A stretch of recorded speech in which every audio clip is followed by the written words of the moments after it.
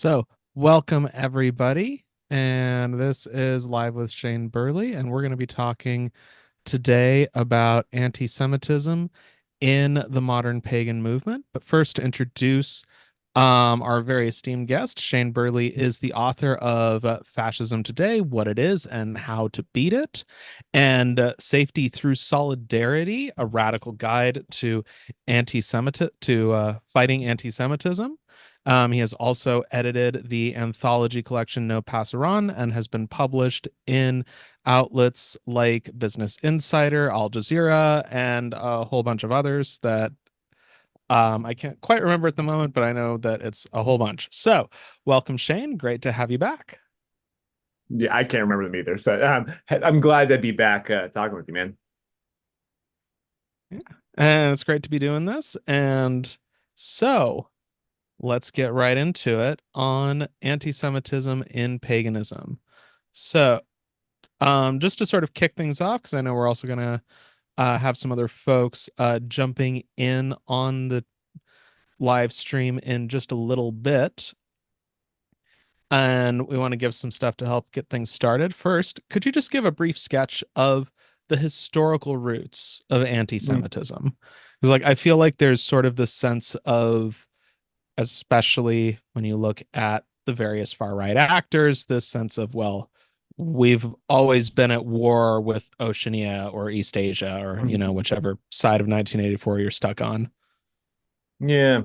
Yeah, one of the problems and one of the reasons that Ben Lorber, my co-author, and I wrote the book was that we wanted to get a little bit more specific in how we understand anti-Semitism. If you listen to mainstream anti-Semitism organizations like the Anti-Defamation League, there's sort of a reductive way that anti-Semitism is discussed, and it's sort of considered a de facto ideology that threatens Jews. So anything that's sort of like oppressive to Jews as Jews is therefore understood to be anti-Semitism. They kind of work backwards in that way.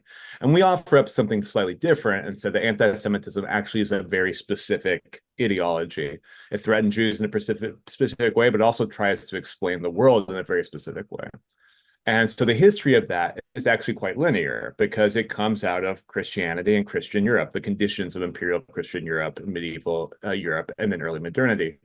And so anti-Semitism sort of evolves as a Christian reaction to the continued presence of Jewish communities and the efforts to explain why Jewish communities weren't just folded into the kind of Christian mass as they grew in the first centuries of the first millennium. And so that developed a few different kind of ideological and theological concepts, one being supersessionism, the idea that the church replaced Jews as God's chosen people. And then that flips the script on what Jews are at that point, because there are people that necessarily rejected Christ, that in the New Testament now they're explained as having involved in what we call deicide, the killing of Christ. And they engage in a religion that increasingly looks much different from Christianity. It's focused on, ritual life, very exoteric, not really esoteric at a time when Christians define their spirituality as what happens inside. It's very, it's based in salvation and interpersonal relationship with Christ. And that's much, much different than how Jews conceive of it, right? Because it's engaged with ritual work on a daily basis, even minute by minute, where you have prayers and you have mitzvot, you have obligations that you participate in. And so that's was sort of portrayed as overly carnal. And as this progressed over time, that kind of negative perception of Jews became a sort of demonic perception where they were recast as particularly malevolent, malicious creatures, sometimes thought to be not quite human, not human like in the way that Christians were. And that became at a point when Christianity grew to be such an offensive act, particularly after the Crusades.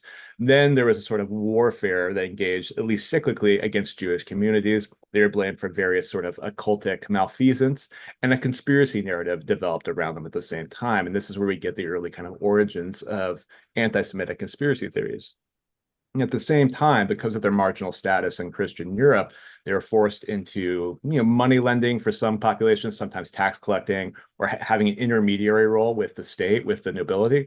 And so oftentimes they would have been the face that peasants would have seen when experiencing sort of class dislocation or class oppression themselves. And so this is a way, again, of dislocating the anger coming from the mass peasantry, and then moving it away from the nobility where it belongs, and then putting onto this third party.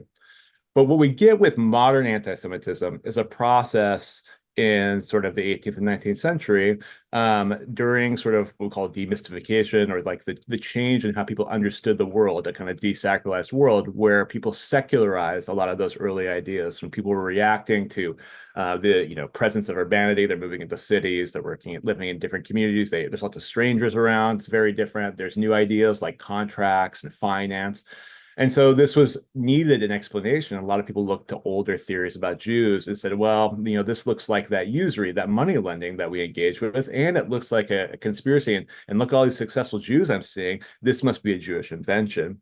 And then that sort of builds the larger kind of ideological work that anti-Semitism does. And then we see generations of this evolve over time because it's really baked into how a lot of working class people, the folk narratives they use to try and explain their own sort of experience of oppression, how that's sort of a bit of a populist revolt. So it starts to show up anytime people have very legitimate grievances and concerns. And this is often a way of, one, sort of trying to explain how the world works, two, giving you a target so that you can take action against it. But three, the most important thing is that it continues to do what it did in the Middle Ages, which is it redirects anger away from the ruling class and onto just a marginalized group of people, which is how conspiracy theories generally work. So to turn to particularly where this intersects with paganism, as you've said, historically, anti-Semitism is mostly a product of Christianity. Mm. Um, Even though, we're living right now where you have politicians that will drop the phrase Judeo-Christian at the drop of a hat, without, skipping a beat or getting into any of the deeper implications of that history. Is there any kind of roots that exist either in the historical cultures, at least to your knowledge, that pagans draw their inspiration from, whether you're talking like, say, Nordic Scandinavia or the Roman Mm. Mediterranean, Egypt, like the Gaels and the other Celtic groups in the British Isles, um, or is this something that tends to show up more as like an actual thing once you start getting into the modern age? It shows up more as a thing in the modern age. There are examples of pre-Christian, what you might call anti-Judaism, maybe stereotypes about Jews in Hellenic cultures, like that Mhm. was common. But it was also common that they had negative stereotypes about a lot of people that weren't, of dominant castes. And so there were certain elements of that. The claim that Jews were nihilistic, the claim that they were clannish and didn't like outsiders. That, in a lot of ways, did seem to be passed from the Greeks to the Christians in a certain way. And so when they were building their ideology, they did take some older pieces of it. There's a scholar, David Nuremberg, that talks about how a lot of these communities define the image of the Jew in a sort of like what they don't want to be. So if we want you to be spiritual, Jews are going to be non-spiritual, right? If we want you to be pure, Jews are impure. And so there's some of those old examples and narratives that were picked up and sort of carried in, but not, I think, directly in what we think of as like neo-paganism or revivalism or like the creation of pagan movements now. It works a little bit differently. So I think, like I said, anti-Semitism is baked into Christianity. It is a Christian construct. There's about 450 anti-Semitic passages in just like the Gospels and the books of Acts. There's a deep presence of this, right? Um, but this is something that affected the culture so profoundly and became part of sort of the material narratives. You didn't have to really be a believer to hear conspiracy theories about Jews controlling finance or something. But I think what's more important than that is that it obviously secularized. It moved into like pseudoscientific race science and things like that. That became the way we explain it. But Christian values construct large portions of our life. It's our sense of morality, our sense of relationships. And so you don't need to have that direct connection to basically inherit a lot of that thinking. And that's, I think, a really sort of profound element of Christian supremacy. We talk about this in the book, or Christian hegemony. But what I think is particularly unique, and what I thought was interesting for us to talk about this, because a lot of it didn't make in the book, and Ben and I had talked about this a lot, and you and I have talked about this, but there's an interesting process by which it sort of enters neo-pagan circles. And I think primarily we think about this in the pagan far right, right? We think about this about folkish heathenry, Roddenberry, like far right versions, like some of the kind of like Slavic regions. Where what they're doing is they're actually adapting spirituality to race science. They're actually adapting it on top of the secularized sort of ideas we have. So when basically anti-Semitism became a secular ideology, it now became something that was explained through like the concepts of nationhood. And the sort of resonance of myth and things like that. And so this is grafted on very heavily to Romantic German nationalism. Anti-Semitism is incredibly important for the creation of German nationalism, and so was that brand of heathenry. And so you end up finding these things sort of reconnected at that point.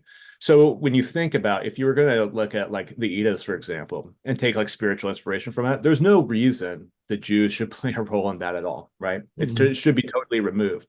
But that's actually not the sort of function of what heathenry is for them, right? Heathenry instead is something that reifies the nation and tells a story about the nation. So in this story, the heathen gods are about Aryans reclaiming their racial and ethnic identity, depending on how extreme they want to like phrase it. But then what is Christianity? Well, Christianity is something that pushes Europeans to worship a Jewish God and to follow some version of a Jewish sort of religion. So, in essence, what it is the idea that Judaism has staged a plot on Europe, has confused it, and then injected these like self-destructive values like love your neighbor and things like that. Terrible things that people shouldn't want to do that create race suicide. And It's not people like like these things are in the Eddas either. Like right. like a third of the Havamal, for anyone who's actually read it, is you should have warm towels in case there are visitors coming, Oh. and you should prepare the best bed, and just it goes into a lot of detail of this is what you should do in case a stranger shows up. Well, this is why Richard Spencer, for example, now believes that all of those texts were actually Jewish plots themselves. That most of the actual like kind of like textual basis of modern heathenry actually was created by Jewish scribes as a way of pushing people to conform to Christianity further down the line. It's like like a sort of like a wrapped in a basket in an enigma. I think like L.C. Christensen, for example, helped like construct kind of folkish heathenry. Anti-Semitism was the core of that in a lot of ways. That was the sort of way that you could explain why people had lost their sort of consciousness. If the gods are in your blood, then how are you losing it? Well, you have to be tricked by somebody, right? Like somebody had to have confused you. And so that became a little bit less important for some of the organizations, though it's still present. The Osseter Folk Assembly, for example, doesn't spend a ton of time talking about Jews, but there is a sort of tacit anti-Semitism in the way they talk about Christianity. And obviously, so many of them were tied to either neo-Nazi groups or the alt-right. Wotansvolk and like kind of Wotanism in general is incredibly based very, very centrally on the central place that Jews play in that narrative. Like it is, you are basically imbibing the gods so as to go to war with Jews. And the same thing is true of Odinic Rite in a lot of those groups. So I Yeah. think it's sort of an interesting way that this has shown up. And again, also, in as much as romantic nationalism, or just kind of like romantic, even kind of romantic environmentalism, picks up some of these narratives, whether they're conspiracy theories or they're ideas that there's sort of a kind of pernicious cosmopolitan destroying our natural connection with nature, those are the things that kind of get picked back up. And then and we can talk more about this too, but I think like that's really clear on the far right, but that doesn't leave like more progressive circles either necessarily. And it shows up in certain ways there too. Yeah, like well, and like there's the like as like Marx himself once said, anti-Semitism is the socialism of fools, of the use of stuff that is, even if it's not anti-Semitic, tropes that without too much effort can be pushed in that direction. Um, and particularly ones that like lend too much power to people that are in dominant positions within society. Because, like, I mean, you look at history and there's plenty of examples of like social and economic and political elites completely screwing things up and Mm. proverbially driving society into a ditch, and not because there's puppet masters pulling the strings or something, but because that's what happens when you're on generation number three of they've been raised in the lap of luxury and don't Yeah. actually know how to run the proverbial family business, except the business is empire.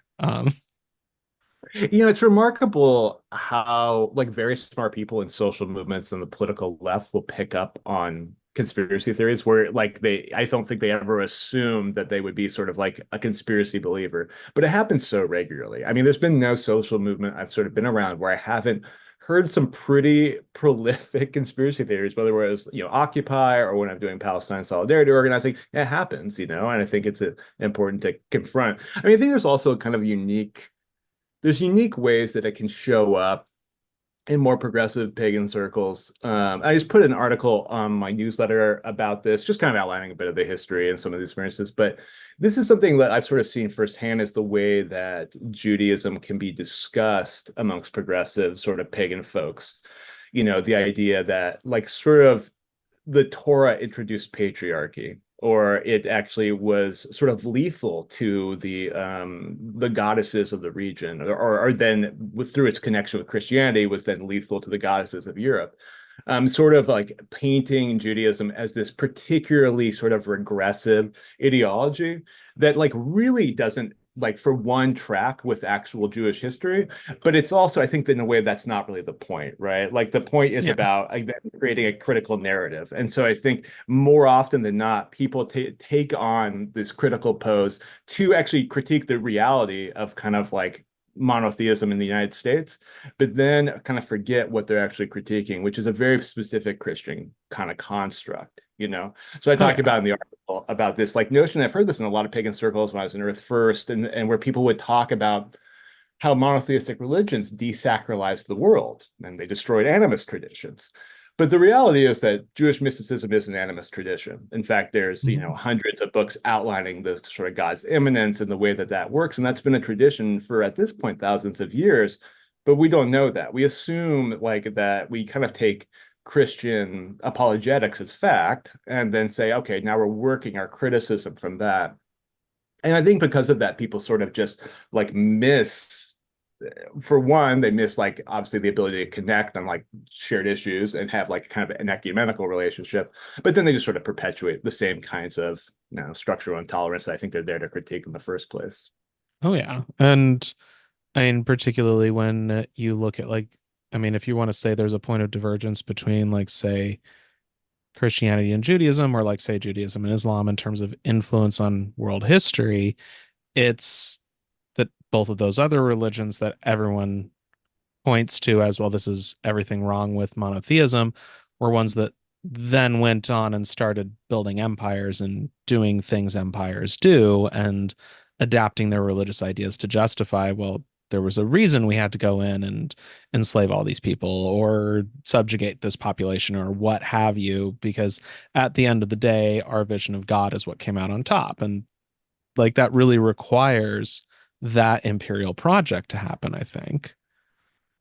Yeah, I think it does have there's a sort of a lack of a structural analysis for like what is it actually the source that we're critiquing. I think when you're like developing a spiritual consciousness, it can be really easy to sort of ignore the material conditions that come around it because that's not what you're there for. Like I'm there specifically to do a non-materialist kind of Yeah. thing, but the reality is that like even your interaction with that is based on like the conditions that created it. Like, are we talking about Christianity? Are we talking about American Christianity? Are we talking about what Christianity was 2000 years ago versus today? Like, I think it ends up being more complicated. And then also, I mean, this too, because we've talked about this, like the way that kind of pre-Christian European cultures are romanticized as if they were all like these perfectly egalitarian places until the empire showed up, which is also not true. Like we have to have like a very real picture of what we're talking about here. Yeah.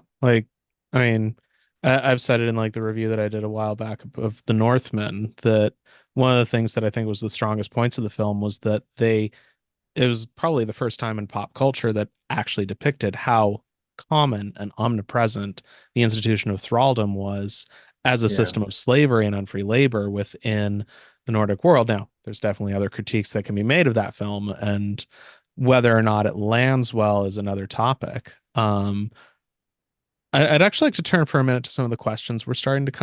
come in. Yeah. So we've Great. got one from Amiel Wayne, in the chat. And they write, I find it interesting to think about the anti-Semitic trope of the quote, tricksy magical Jew stems from a fear that Jews have more power than they are allowed to, that they're getting away with something. Mm. Yeah, this is great. There's a pamphlet by Ezra Rose, which I shared with you. We could probably put it in resources and things somewhere because it's great. I recommend people read it. But it sort of actually chronicles the history of sort of the appropriation of Jewish identity and imagery and things in Western occultism. And the interesting point it makes is that like when the church kind of went to war with sorcery, that was kind of the mechanism by which they attacked Jews. So Jews were, of course, sorcerers. I mean, who would ever believe they weren't, right? And clearly they engaged in some kind of esoteric practice. And so it was very easy to kind of implement that. But then people who were trying to build an occultist tradition then looked at that persecution and said they must have been sorcerers. And so you actually have this kind of strange way in which those items are appropriated. So if you look at like a lot of these Goetic texts, if you're a Jewish person and like kind of things about Hebrew and stuff, you look at this and say, well, this looks profoundly not Jewish, but it keeps using Jewish names and Hebrew characters and talking about Jewish history. Things that like run in direct contrast to kind of Jewish self-conception. And all of Western esotericism is sort of based on a misreading of Kabbalah, partially because Jews were marginalized as sorcerers. So there's this weird interplay. I mean, that's true now. If you were in like OTO or around Thelema, I mean, you're going to hear people mistranslating Hebrew prayers and talking about the Zohar, that was been poorly translated. I mean, like it's just an interesting way that interplay has happened for so long. But then I think you're right too. It's also the fear, and this is always the fear about Jews, and really in a bigger sense, it's a fear about minorities in general. This idea that they have more power than they should, like numerically, they're more powerful than they should be. Whether it's economically or it's spiritually. And I think that's, I mean, we're also talking about a time when like Jews have a really high literacy rate because they're engaged in Torah study, like they're reading Torah and Talmud. But the church doesn't really allow open reading of scripture at the same time, right? They're being read to people. And so there is this sort of looking at them and saying, like, look, they seem to have deep wisdom. Like they're doing something that I don't really have access to. Like, what power would that give me? And so there is that interplay, I think, too. Yeah.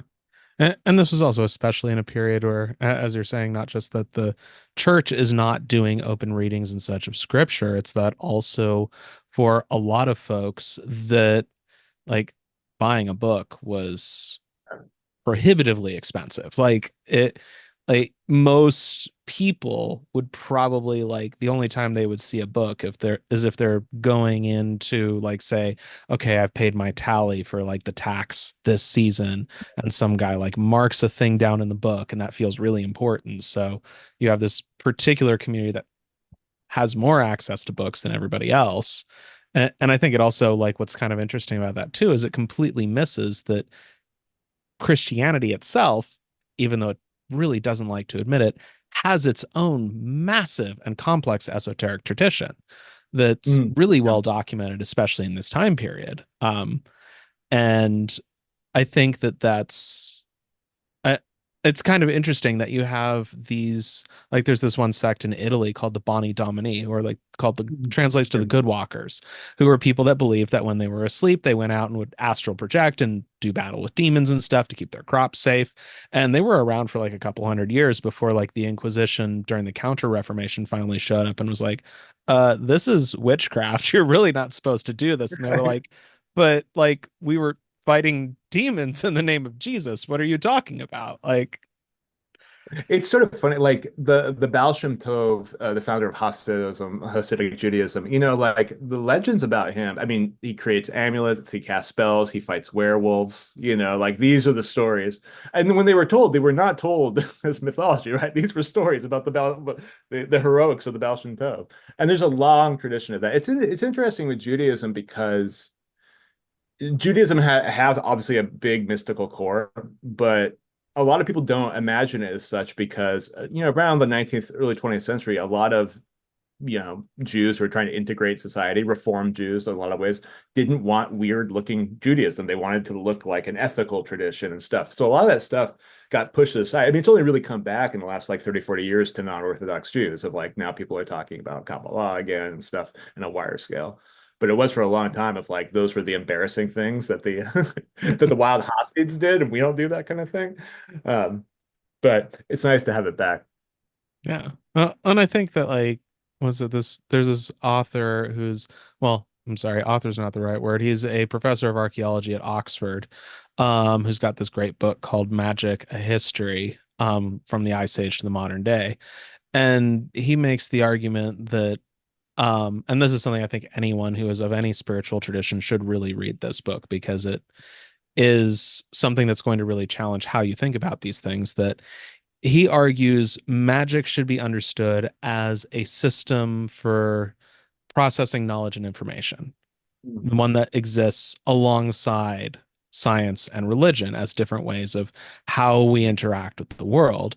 And within that framework, he then provides like documentation and sources and stuff from all over the world of here's all these different kinds of magical and mystical traditions that have come up in cultures everywhere. So it's not even like something that's like every culture has come up with some kind of this is how we just interact with things directly instead of like going to the priest or the designated holy person or whatever. I'm just going to like carve some knuckle bones and throw them on the floor and use that as a way of getting the thing done.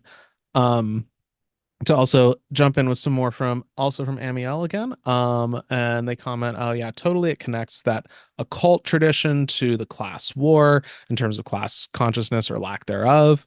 And I know that's something that's been swimming around more and more in pagan circles as folk magic has been picking up more of this idea of magic as sort of one of those proverbial weapons of the weak, of Yeah. like, one of those tools of the oppressed. And then they also comment that raises the question of how anti-Semitism evolves post-Reformation with the rise in literacy rates that we see with, after the Reformation, especially with like the invention of the printing press and cheap paper. It's interesting. So one thing is that a certain kind of anti-Semitism declined because people could read what was in the Talmud. Like it was actually like there was a lot of fantasies, a lot of kind of medieval anti-Semitism is based, like the theories are based on like what they assume are in these books or what they assume these books are going to tell you. So for example, the blood libel, the idea that Jews kidnap and kill Christian children for their blood to use in rituals.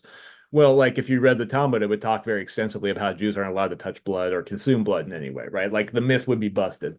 But there's this great book called The Socialism of Fools, actually. I think it was a French book that was translated by Michel Battini, but it basically chronicles like, anti-Semitism in a way is a sort of effect of people writing back and forth to each other to understand a world they don't understand. And in this way, it's particularly like Catholic nationalists in Germany and to a degree France going back and forth and trying to say like how do we position ourselves in this new world?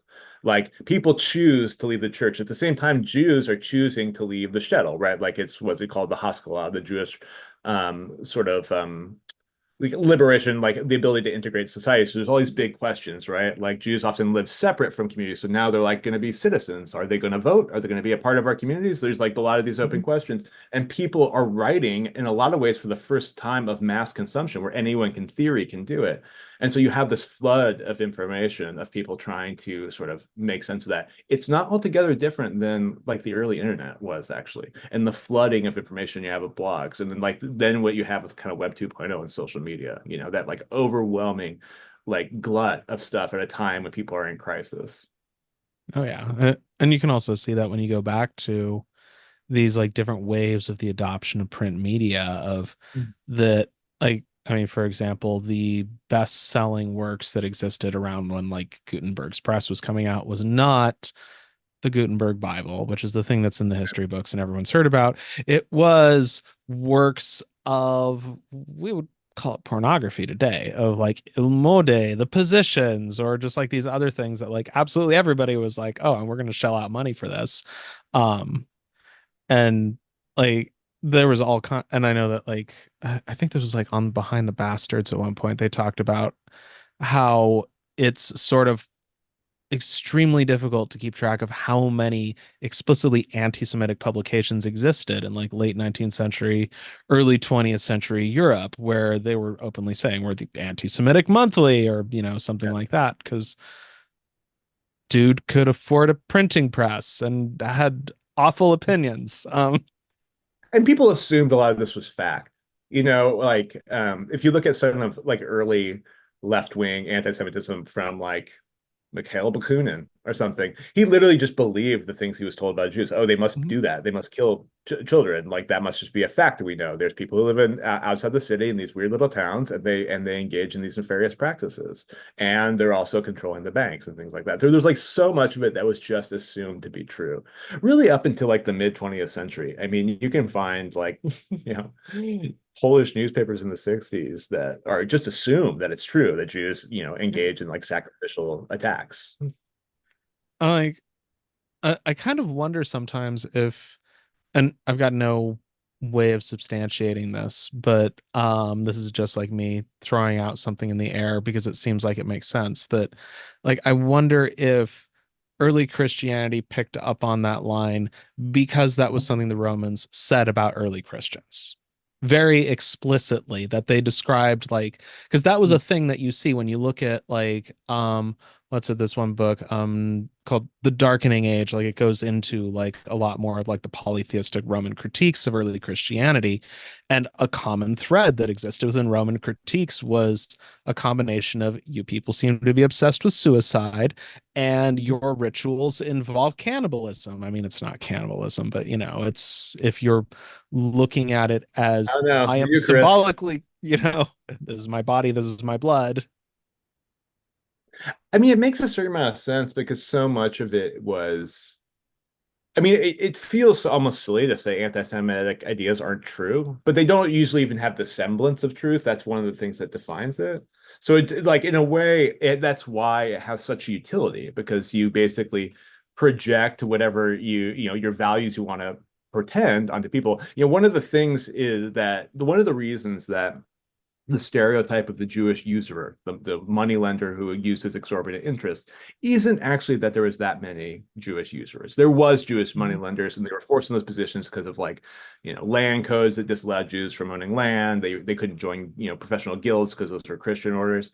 But it's actually because the church wanted to rein in Christian usury. And so they basically put out basically kind of propaganda being like, do you really want to be like these Jews? Like, and there that image ended up flowing through and became this antagonistic thing. So it ended up being a sort of moral lesson that they used. And they sort of Jews played that role in a lot of different periods of time. And I mean, that still happens in a lot of ways. There was this big controversy, I think, in the 80s, because it would have been Pope John Paul II, where they were trying to put a convent on the site of Auschwitz in Poland. So obviously, like the largest concentration Oh. camp. And the Oh. language that they used was sort of very reminiscent Christians would find. These people died to save humanity, right? Jewish people's suffering is to kind of cleanse us and sort of bring us into the new future of human equality and whatever. And there's versions of this where Jews play a role in a sort of Christian or a non-Jewish narrative. Like what figure do we need them to play in this? I mean, like think about it now. What's the largest pro-Israel movement in the United States? It's not Jewish, right? It's Christians United for Israel, right? And Jews play a very particular role in their eschatology and their politics. And it's not one that sort of admirably supports Jews in the end, right? Because their eschatology is that Jews will either face a large kind of extinction level genocide or be forced to convert at the end times, which another way of saying they'll be forced to stop being Jewish. So I mean, there's always this way in which these narratives or these sort of like Jews are cast to play a role in somebody else's sort of morality or spiritual play.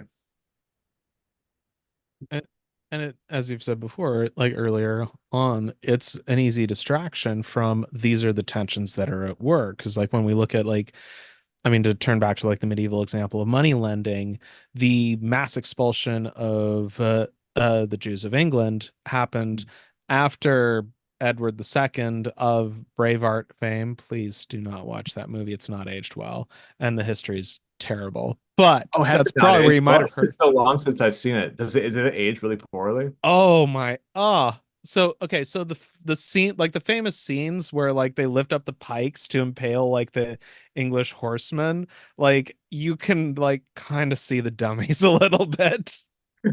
And like there's these shots of like here's like this archer up on a wall and he lets it go, and then the next shot is this guy holding an arrow to his chest going, it's like it really has not stood the test of time, but that's Mel probably, Gibson, speaking of anti-Semites, yeah. But, like, that's probably where people have heard of Edward II, and he also Yeah.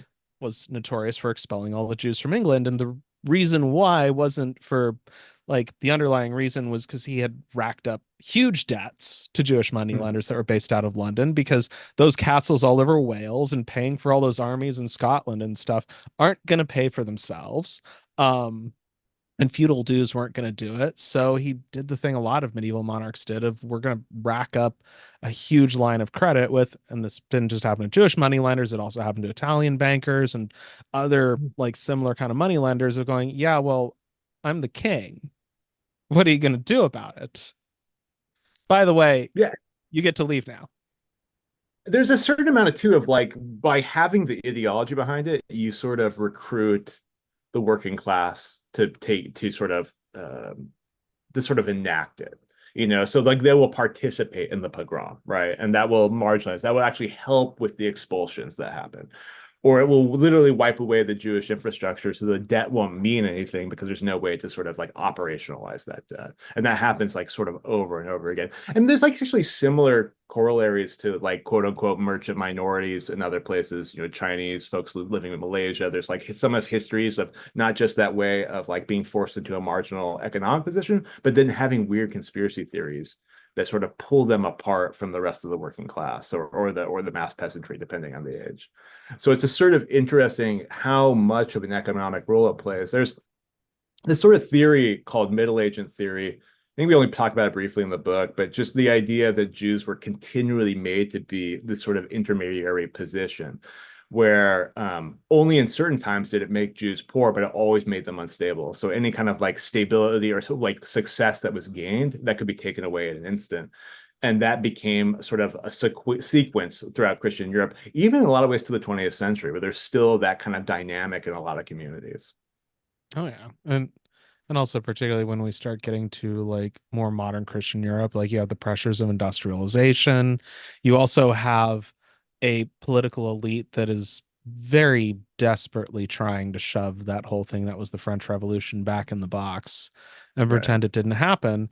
And like one of the immediate after effects of that was Napoleon doing empire stuff, as empire builders do, marched into different parts of Europe and went, hey, these Jews over here are walled up in ghettos and stuff. Hey, I'm going to tear down the ghettos. I'm going to let you serve in the armed forces and in my civil service and all this other stuff if you fight my enemies. And like people around the world in most periods of history, when you go, hey, I'm going to give you a chance to hit back at those people that have been hitting you for who knows how long.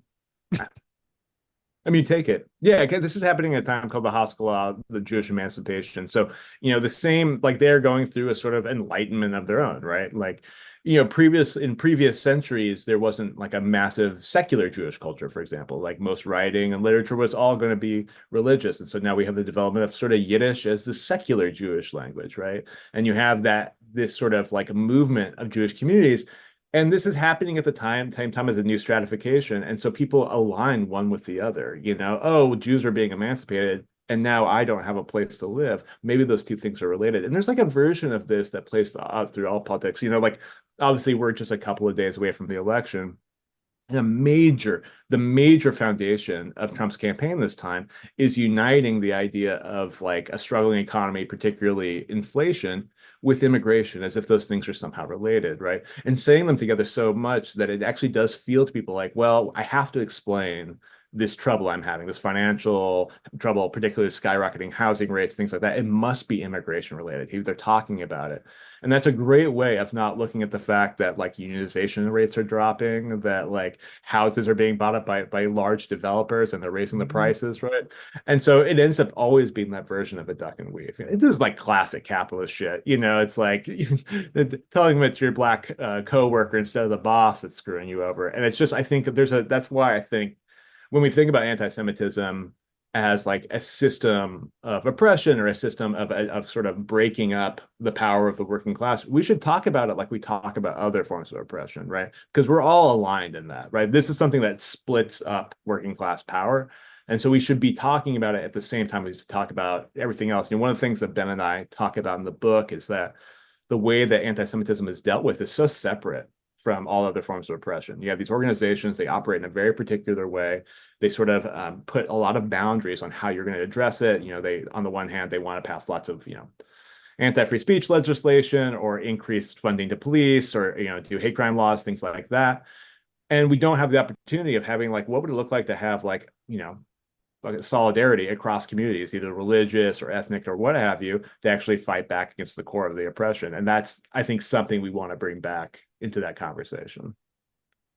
I think that's something that's also a good first to touch on a couple of the comments folks have left in the chat. And then I think that's a good jumping off point for getting into that question of solidarity. First, Emiel pointed out, I think this was around when we were talking about the printing press. The it was only a century or two after increased Christian access to the Talmud that you also get the rise of historical criticism of the Bible, which Mm. yeah, there's probably not a coincidence there of that at the same time of this growing anti-Semitism, class dislocation, and everything else, you're also getting people saying, well, is the Bible actually as inerrant as it's supposed to be? Is this as the word of God as it's alleged to be? Um, 'Cause that was definitely We a missed thing that that, too, yeah. because also the Talmud sees at least Torah or Tanakh, the Old Testament, as they read it very, very differently. And so like some of the blanket statement and the facts that you get from the church are just read just miles differently when you hear about it sort of like through rabbinic commentary. So I think it does open the door of saying like, wait, what does this text actually say and where does it come from? Oh yeah, like one of my favorite examples that I know has come up in pagan spaces and discussion a lot is like the distance between the Jewish interpretations of like the whole situation with Abraham and Isaac and the Christian ones. And the Christian ones are often, well, that means you're supposed to trust God, even though if you're going to just trust God without question in that situation, then you're telling people to trust the logic of a sociopath. But at least as I understand, like the Jewish interpretations tend to be more like, well, the real test was the walk down the hill, explaining all this to Isaac. And you also have hundreds and thousands of years of people debating, like, was there an Isaac? Who was Isaac? Like there's this sort of like this process. I have a what's called Havruta. It's a person I study Jewish text with. It's a kind of traditional Jewish study. We meet and we talk about it. And we're reading Tanya, which is the central sort of book that the Chabad Lubavitch Hasidic movement was built on. So we read a lot of old that stuff. But we were sort of talking about this, like, what is the function of stories in that case? Well, it's the reading that's the function, right? It's not so much what you learn about it, because you may learn different things over time, but it's the actual engagement and the back and forth with it. So in that way, there's not the same sort of literalism that Christians often ascribe to the text. There's a different kind of fundamentalism. You can have fundamentalism about like the mitzvot, the laws, you can be fundamentalist about kosher eating or something, but there's always this assumed sort of metaphorical narrative quality, and so you're always parsing it out, and that sort of is the work. The parsing itself is the work. So I just feel like, yeah, all of that's just so different. Like I think folks who grew up in Christian churches come into a synagogue and are very fucking confused about what's going on in there, because it is so foundationally different. Yeah. And it also sounds kind of like in a parallel sense, the difference between like and I'm sure there's like folks that'll jump in on the chat with this of folks that are newer to paganism and are jumping in and are taking the myths a bit more literally because they're used to this Christian framework of, well, it's in your sacred book, therefore that's the way it happened. Whereas then you get folks that are like a bit more long in tooth and a bit more experienced of working with this stuff who instead come away saying, well, there's a lot of things that are going on here that like, and increasingly like an expression you see more and more in pagan circles is the myths are true, but they are not literally correct. Right. That like what's being expressed is a truth that's more metaphorical, and it's not something that's just supposed to be taken as once upon a time Odin and his brothers killed a giant, and that's how the earth was made. Like there's a deeper truth in there, but it's not that the Big Bang and physics and stuff are invalidated, or anything like that. Right, right. Um, so to move to sort of that question of solidarity. So we are, I mean, both communities and also a lot of other communities around are like in a place of, especially in the United States, rising pressure from the dominant groups within society, that the far right is increasingly playing on one hand to fear of immigrants and anything that appears to be foreign and however it is they're defining as foreign. And on the other hand, there's the very real makings of a new satanic panic. Mhm. While there's also the increasingly tangled mess that is how the conversation around Israel and Palestine, how that relates to Zionism, how that relates to Judaism. Like, I guess you could say it's just this whole pileup of all these things colliding all at once. Like, where do we find common ground within all that? Yeah, the title of the book, Safety Through Solidarity, is just a very common old Jewish left line. And it's sort of the alternative to what people call the kind of vertical alliance with power, that, we need to have strong Jewish representation in the state and connection with police force and, big organizations and pooling our money, that kind of thing. Like, that's where we get safety. The alternative is to look at other people who feel unsafe and create like an alliance of safety. And I think one of the ways that I think we acknowledge that is that there's just a way that these experiences intersect. Different forms of oppression usually are tied to many, many others. So, for example, anti-blackness in the United States is obviously foundational for white nationalism, for the far right. But that narrative of sort of black inequality only really works when you have a conspiracy theory to sort of project onto it. Because if black people are so inferior, if they're low IQ, whatever it is they say, then how would they have made big strides and really big social movements and take positions of power? Well, it must have been the Jews that did it, and so they require that. And so that immediately, that reality puts us into an alignment, right? They've actually forced like a certain comradeship between people because our fate is just really tied. This is incredibly true of the like just all out assault on trans healthcare happening right now. Is that when you read like the testimonies on these bills and the articles that are pushing, panic about, gender equity like systems or new healthcare options, particularly around like puberty blockers. Like, they believe that there is like a cabal of sinister elites that are out there to attack and mutilate children, right? Like, it's actually a very familiar narrative. And then you look at something like QAnon, which again, I think is like when you're talking about satanic panic, that's the best kind of modern example. This very occultic sort of Baroque conspiracy theory about satanic pedophiles running the government and sacrificing children to get their blood for rituals. It's not that unfamiliar, the stuff we've had before, right? And that has a narrative that also sort of attacks pagan communities and it retrofits anti-Semitism, right? So it actually creates a sort of threat in both. In the article I posted in the newsletter today, talk about, we have gone through actually about 8 years of Christian nationalist protests at pagan events. It's not something that's been Mhm. super heavily covered, but they have been and quite violent in some cases, with the idea that witches and witchcraft present a danger, an imminent threat, often built on these sort of anti-Semitic conspiracy theories. And there isn't a sort of big culture of protecting those communities. But the reality is that we should acknowledge this shared experience, right? Christian nationalists are coming for Jews in a lot of cases, and they're coming for pagan groups and a lot of other marginalized communities and religious communities, right? Because Christian nationalism is sort of built in against religious pluralism and other ways of seeing spirituality. So it's important for us, I think, when you acknowledge that reality, that should be the first step to building tactics and strategy around it. Like, what would it look like to have sort of like ecumenical anti-fascist coalitions that are able to create community defense for everybody, right? Like, what would it look like to share community defense squads or resources, things like that?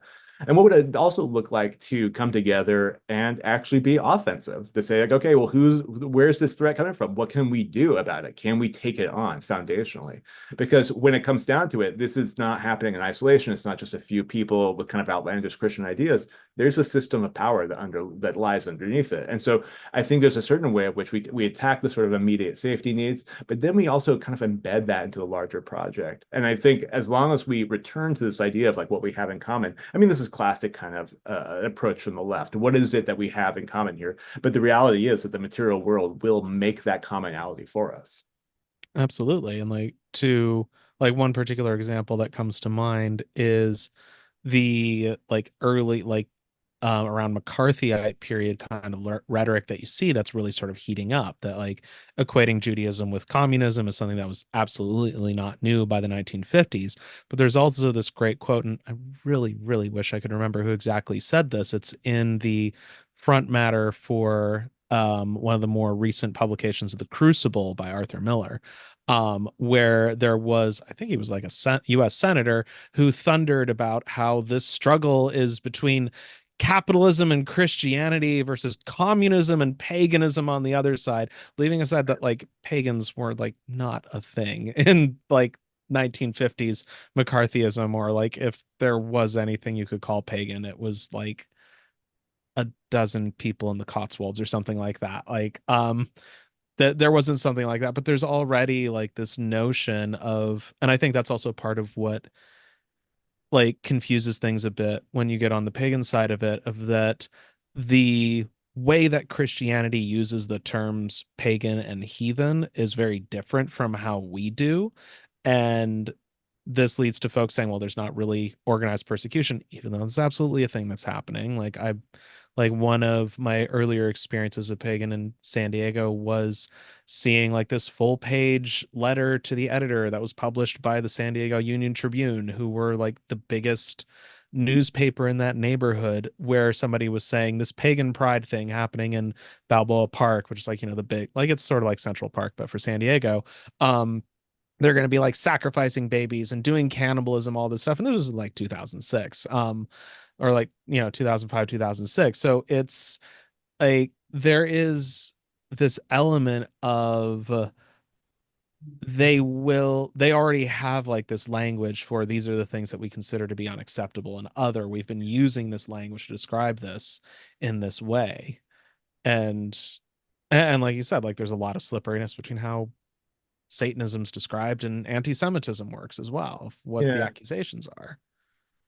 Yeah, there's no reason to think that it's also declining. The Oh the sort no. of like outlandish narrative, like the idea that things are happening out like sort of in the shadows, and that's actually where the fight needs to happen, is only becoming more plentiful. So the idea that like that if you see a pagan organization or a pagan event, that's the tip of the sort of occultic iceberg, where they're recruiting your kids and they have a whole network and they're connected to power.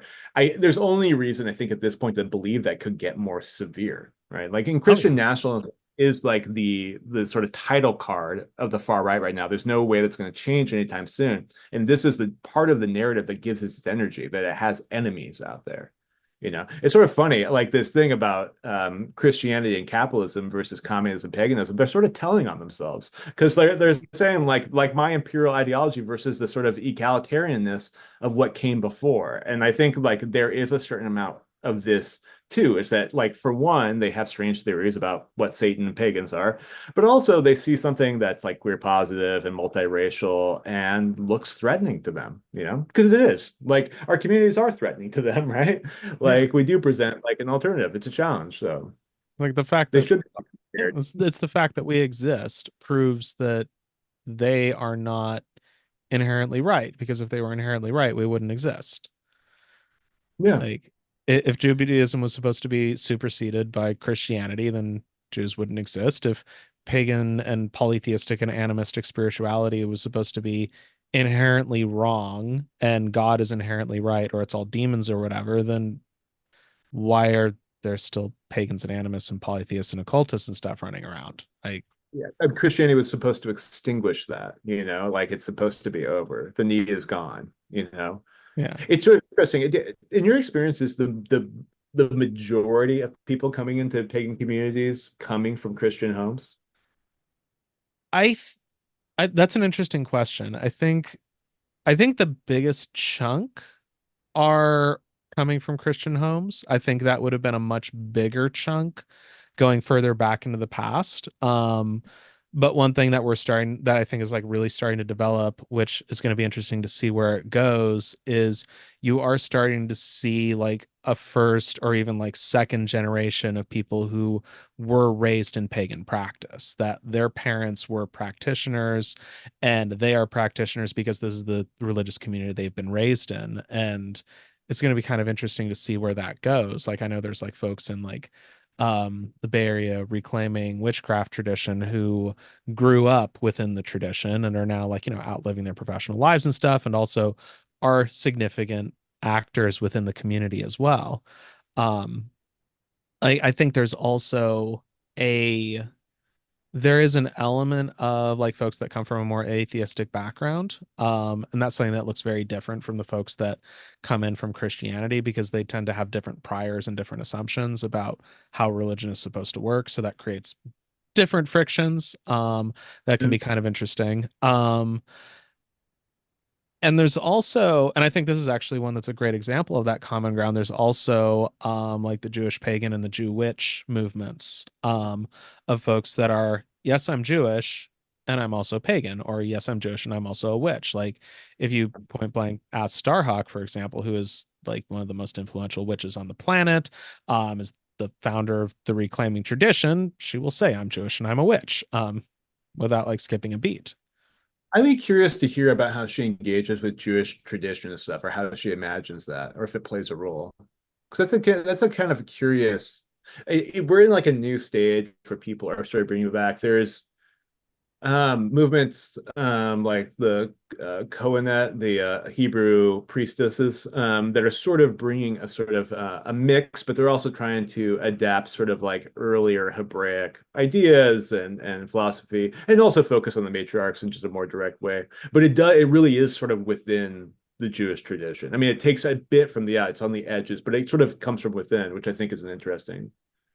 I also think it's interesting and a positive move to see a sort of atheist contingent coming in, because I think that that's actually a move a lot of people are making. Like when I'm talking with Jewish, I've been doing events with Jewish groups a lot because of the book, and like if you talk to older people on the Jewish left, they are atheists one to one, right? Like their Jewish identity is based on Yiddish and the Bund and all these sorts of things. But young people, it's not like that. Like they want to talk about Torah and Hasidic philosophy, Jewishness. So that's that they're much more engaged. They engage in kind of Jewish ritual life.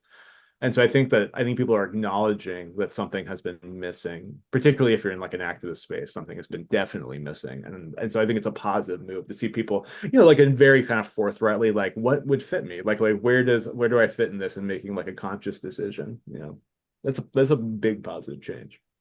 Yeah, absolutely. And I think there's also like part of what's also been influencing that is there's been more of a shift towards, at least on the pagan side, there's been a shift towards like folk magical traditions and looking at stuff that gets outside of like the Western esoteric tradition. And also really importantly, because like the pagan movement, and particularly in the United States, and I can only really speak to this in detail in the United States, and also to an extent true in the United Kingdom, is predominantly white. Like it's not really like I'm not making something up by saying that.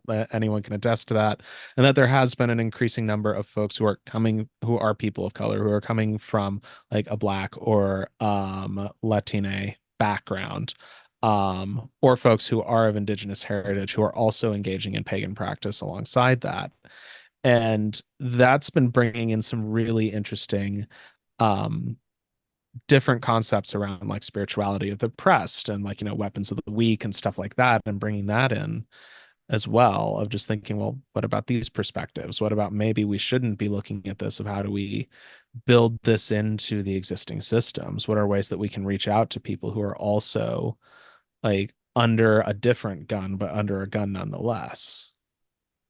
It feels like pagan spaces have changed a lot in the last 10 or 15 years. I remember going to Pagan Pride. I went to a Pagan Pride event many years ago, and the Asa True Folk Assembly was there. And Ooh. they were sort of like, they were like, they're in good standing. Like maybe you disagree with them, but they were fine. That was sort of the assumption. Oh Asa yeah. True Alliance, I've seen of things, but not in many years. And I feel like there was a line that was drawn at some point where that would never happen today, like in a Oh no. mainstream pagan event. Like there would be no way that stuff would be allowed. But I think it sort of was. And even the way, like I mean, you know this, when you read older heathen stuff, like the way people talk about folkish heathenry is sort of like just a difference of opinion or something. Like it's like whitewashed. The implications are sort of like erased, and people are like, people have different views. It's a very strange way, but that's not at all the way. I mean, that's my perception a little bit. But do you think that that's true? I think that's true. I think the problem is that there has been some unexamined folkish ideas that are not like explicitly, here's something that's straight up racist. Like I've definitely seen, like folkish being like an epicenter of saying, well, drink from your own well, go back to your ancestral practice.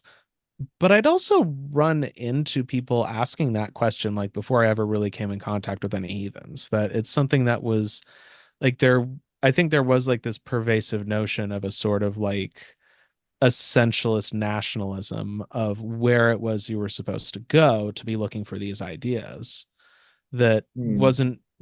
was never really like fully articulated or effectively confronted. Like I think it has become confronted because like heathens proceeded to like flip the table on the folkish, but I don't think it was necessary. Like it was something that was a lot more accepted than I think people are prepared to admit or discuss.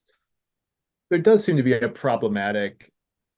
I talked about this a little bit in the article and newsletter of like there's a sort of flip side to questions of cultural appropriation. I mean, we have this question about Jewish stuff a lot because Judaism is a closed system. You can be born to it or you can join it, but it takes like a process. Like you have to kind of commit to the process and you join that process. And so there's a question about what it means to sort of like have things plucked out of that. But there's also this sort of like element of like, do I not believe in cultural and spiritual transfer, and what are the implications of that? And those are implications I'm super uncomfortable with. And so I think that I'm not actually sure where that balance is, but I think it's probably something that's where people are actively discussing now. Oh yeah. And well, to jump back a little bit, we've got from Maisel Ginsburg. She's offering in the chat. Rav Jericho Vincent offers a Jewish witches um Magal through Belt Kahonet. I'm pretty sure I said that right. It's good that the replay is going to also have the chat Yeah. in there. And they say it's very distinctly Jewish. And I think that's Yeah. also, yeah. I mean, and that's something that's kind of interesting when you get into like that overlap space within pagan practice. By the way, for folks that are watching live, if you're wondering why there's a little bit of lag, why we've been getting to some of the questions, that's because the Zoom is a little bit ahead of the YouTube. But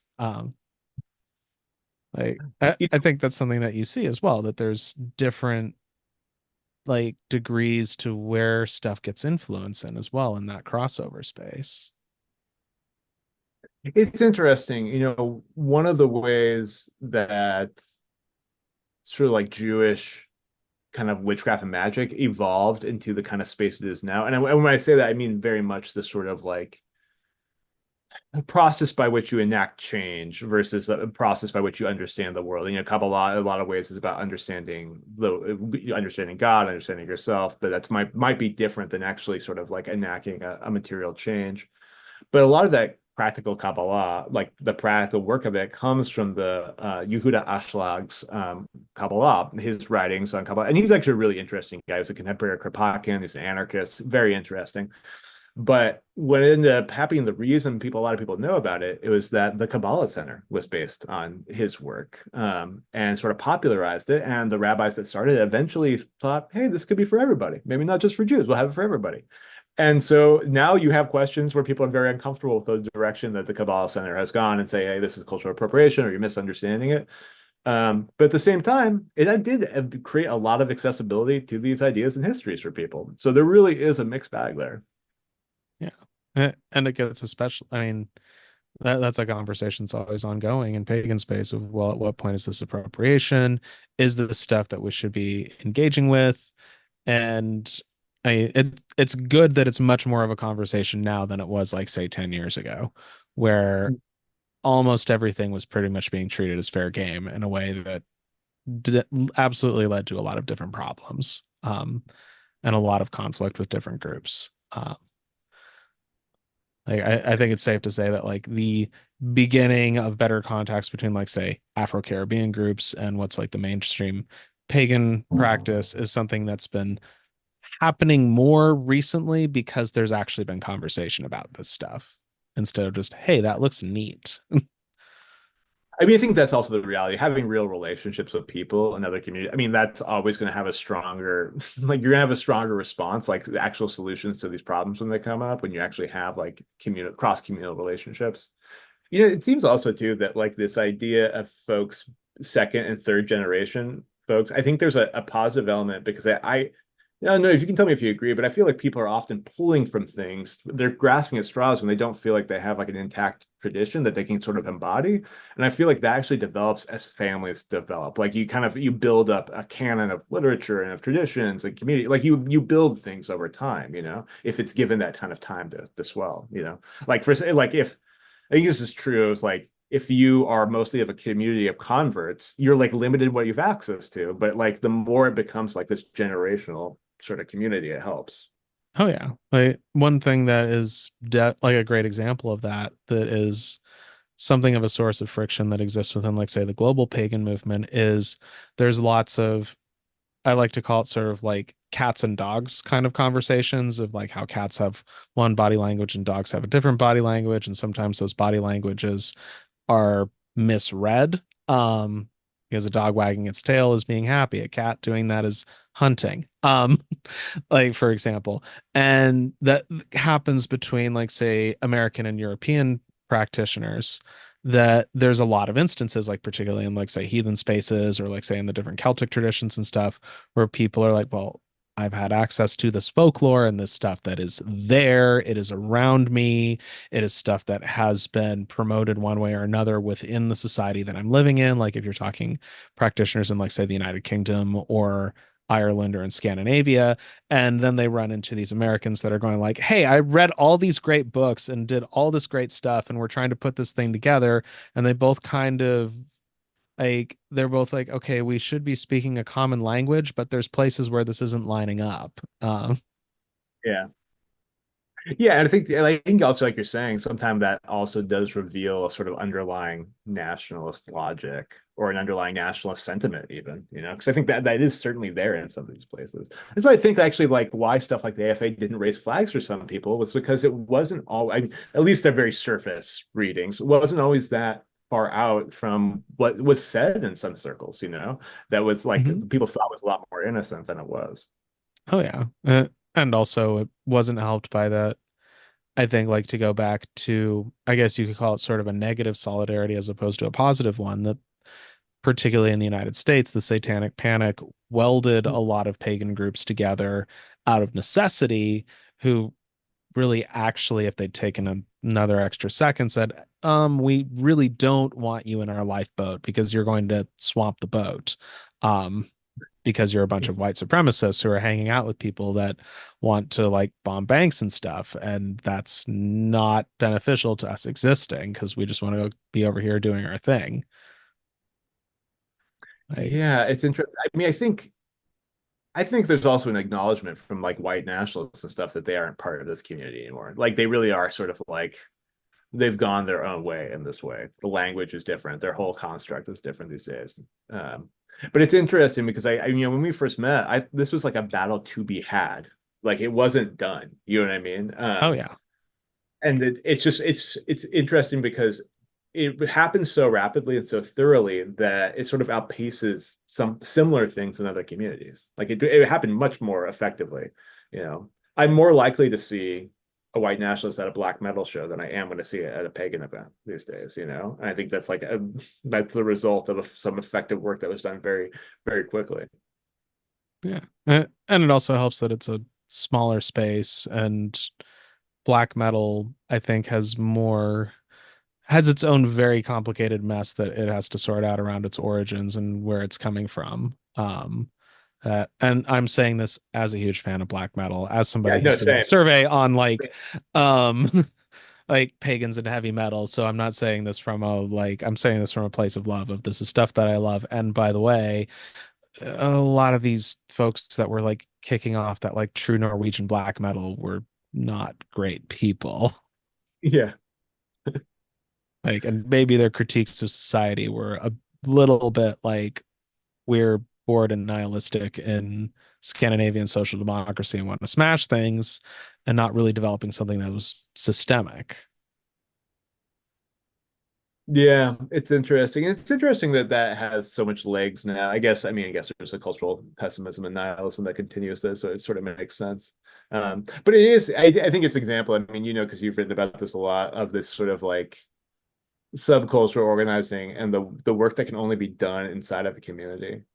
There's been a lot of obviously like we're a year into the war in Gaza, genocide in Gaza. There's a lot of like conversations about sort of like organizing inside of Jewish spaces about this. And one thing I can always return to with folks, I was like, you have to have actually been in that space for that to work. Like those people actually have to know you. You could pick it outside their synagogue and tell them they shouldn't go there and don't be a part of this, but they're not going to listen to you. They don't care. You have to have had that sort of prior, and I think there's a useful point at which you kind of acknowledge the relationships you already have because that's a helpful place to start with it. Yeah. Like it's work that requires like having those kind of personal relationships to begin with, being able to say, look, I'm not coming to you as like insert whatever political position or label or whatever it is that exists around the particular issue. It's I'm coming to you as a fellow member of this religious community and we have a problem. Yeah, Like yeah. it works differently. It lands different. It's like and it's something that I think is not sufficiently appreciated when you look at like a lot of mainstream politics either, that there's a lot of, at least, I mean, we're seeing this going into the election right now of it feels like there's not enough of, hey, how do we cultivate resistance and opposition and Mhm. alternatives within, like, say, like it's easy to go on like MSNBC writing off every single red state ever, even though when you actually break down the voting patterns, there's like 40% plus people who nominally are people that like MSNBC should be talking about that are voting Right. Democratic and what have you, and not looking at this as how do we get to these people and help support them in reaching their neighbors. Instead, it's let's just keep this thing going. Yeah, it's like abdicating our responsibility to organize, like if you're actually going to organize and actually like make changes in communities, you're going to have to actually invest in that change happening. I think that seems like a too big of a problem that I think most people are just at the stopgap. How do we cut off these threats, that kind of thing, instead of saying like, what are these like communities that actually have to be work needs to be done in them?